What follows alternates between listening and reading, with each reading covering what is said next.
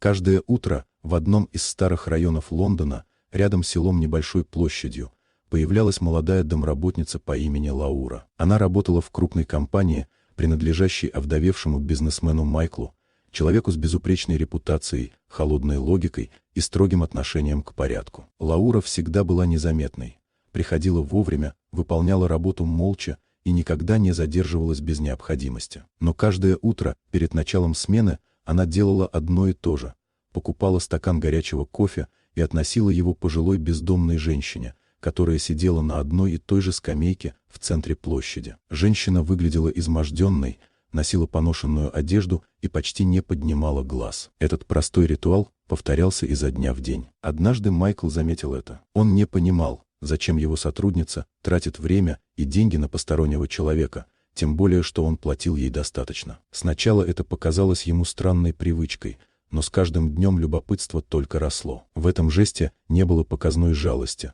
только тихая, устойчивая забота. Майкл начал приходить на работу раньше и наблюдать издалека. Он видел, как Лаура аккуратно передавала кофе, как задерживалась рядом на несколько минут, как уходила с тем же спокойным выражением лица. Постепенно он понял, что за этим стоит нечто большее, чем просто доброта. Через некоторое время он узнал правду. Пожилую женщину звали Маргарет, и она была матерью Лауры. Когда-то Маргарет одна вырастила дочь, работая на нескольких работах. Но годы, болезнь и потеря жилья привели к тому, что она оказалась на улице. Лаура долгое время сама жила в бедности и лишь недавно смогла устроиться на стабильную работу. Она пыталась забрать мать к себе, но та отказывалась, считая, что станет обузой. Кофе был лишь малой частью помощи. Лаура приносила еду, теплые вещи и иногда деньги, но главное, она приходила каждый день, чтобы мать не чувствовала себя забытой. Для нее это было не обязанностью, а формой любви и благодарности. Когда Майкл осознал это, что-то внутри него изменилось. Он впервые за долгое время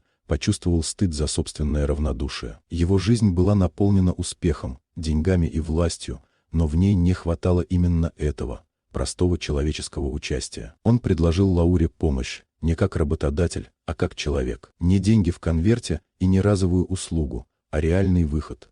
Пустующую квартиру в спокойном районе Гринвича, оформленную юридически так, чтобы никто не мог лишить их жилья. Долгое время Лаура сомневалась, не веря, что помощь может быть бескорыстной. В конце концов Маргарет согласилась, не ради себя, а ради дочери. Переезд стал переломным моментом. Впервые за годы у нее появилась крыша над головой, тишина и чувство безопасности. А у Лауры — возможность дышать без постоянного страха. Со временем отношения между Майклом и Лаурой изменились. Он начал видеть в ней не просто сотрудницу, а сильного, заботливого человека с редкой внутренней стойкостью. Лаура, в свою очередь, увидела в нем не холодного бизнесмена, а мужчину, способного учиться состраданию. Их сблизили не романтические жесты, а совместный путь через доверие, осторожность и уважение. Майкл помог Лауре получить образование, а позже пригласил ее работать в компании уже на другой позиции. Вместе они начали менять внутреннюю культуру бизнеса,